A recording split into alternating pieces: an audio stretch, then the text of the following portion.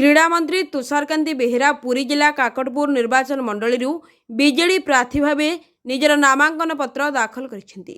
तेबे ଏହା ପୂର୍ବରୁ ପ୍ରଥମେ ମନ୍ତ୍ରୀ ତୁଷାରକାନ୍ତି ବେହେରା ନିଜ ଗ୍ରାମ ବାଲିଡିହିର ଗ୍ରାମଦେବତୀଙ୍କ ଆଶୀଷ ନେଇ କାକଟପୁର ମା ମଙ୍ଗଳା ପୀଠକୁ ଯାଇ ମା ମଙ୍ଗଳାଙ୍କ ଦର୍ଶନ କରି ଆଶୀଷ ନେଇଥିଲେ।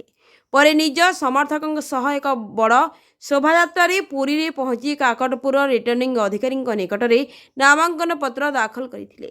ପରେ ଗଣମାଧ୍ୟମକୁ ପ୍ରତିକ୍ରିୟା ଦେଇ ତୁଷାରକାନ୍ତି ବେହେରା କହିଥିଲେ ସେ ମୁଖ୍ୟମନ୍ତ୍ରୀ ନବୀନ ପଟ୍ଟନାୟକଙ୍କୁ ଗଭୀର କୃତଜ୍ଞତା ଜ୍ଞାପନ କରିଛନ୍ତି, ଯେହେତୁ ତାଙ୍କୁ ମୁଖ୍ୟମନ୍ତ୍ରୀ ଦ୍ୱିତୀୟ ଥର ପାଇଁ କାକଟପୁରବାସୀଙ୍କ ସେବା ପାଇଁ ତାଙ୍କୁ ପ୍ରାର୍ଥୀ କରିଛନ୍ତି। ତେବେ ମୁଖ୍ୟମନ୍ତ୍ରୀ ନବୀନ ପଟ୍ଟନାୟକଙ୍କ ବ୍ୟାପକ ଜନକଲ୍ୟାଣକାରୀ କାର୍ଯ୍ୟକ୍ରମ ସାରା ଓଡ଼ିଶାରେ ଚାଲିଥିବା ବେଳେ 5T ମଧ୍ୟରେ କାକଟପୁର ନିର୍ବାଚନ ମଣ୍ଡଳୀରେ ମଧ୍ୟ ବ୍ୟାପକ ବିକାଶମୂଳକ କାର୍ଯ୍ୟ ହୋଇଛି। ଏଣୁ ଆଗାମୀ ନିର୍ବାଚନରେ ନିଶ୍ଚିତ କାକଟପୁର ନିର୍ବାଚନ ମଣ୍ଡଳୀର ଭୋଟର ମୁଖ୍ୟମନ୍ତ୍ରୀଙ୍କ ପ୍ରତି ଆଶୀର୍ବାଦ ଦେଇ ତାଙ୍କୁ ବିପୁଳ ଭୋଟରେ ବିଜୟ କରିବେ ବୋଲି ସେ ଆଶା ରଖିଥିବା ତୁଷାରକାନ୍ତି ବେହେରା କହିଛନ୍ତି। Bureau report, Odisha digital.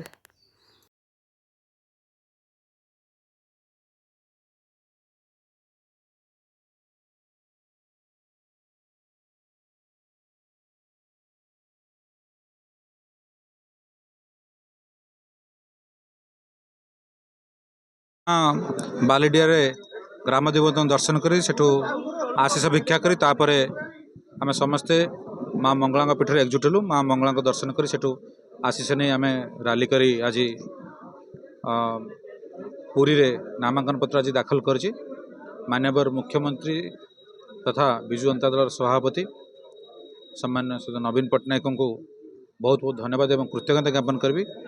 मत द्वितीय बार काकटपुर निर्वाचन मंडल लोक मान सेवा करने विजु जनता दल प्रार्थी भाव दायित्व देते।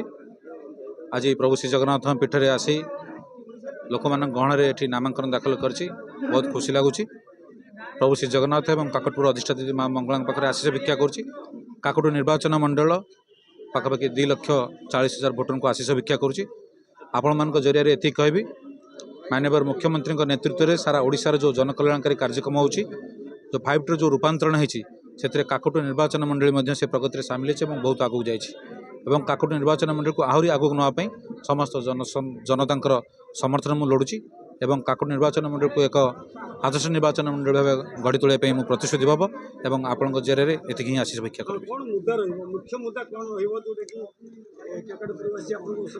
आपको जमीक कहली प्रगतिर रथ सारा ओडिशार जिते माननीय मुख्यमंत्री नेतृत्व में आगे चली काकटपुर निर्वाचन मंडल सामिल होमर 3T 2019 जदि मो मैनिफेस्टो कथा कहबी काकटपुर निर्वाचन मंडल स्पेसिफिक थिला धान पान एवं मीनर समस्या ताकू बहुत समस्या समाधान होती जमी पान बरजी मान स्पेशल पैकेज माननीय मुख्यमंत्री देइचंती।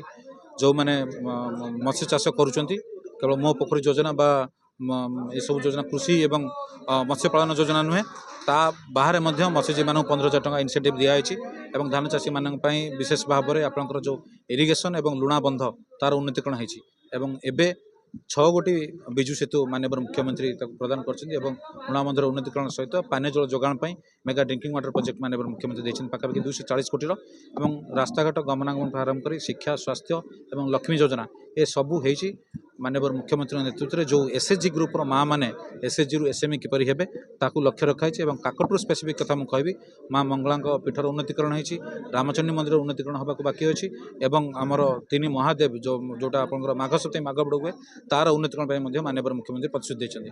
तेणु घरे घरे आगामी दिन आम पहुँचू बूथ स्तर और वार्ड स्तर लोक पाखक जीवु जहाँ जनकल्याणकारी योजना और विजु जनता दल जो मैनिफेस्टो ताकू नहीं आम जाकि लोक आशीष भिक्षा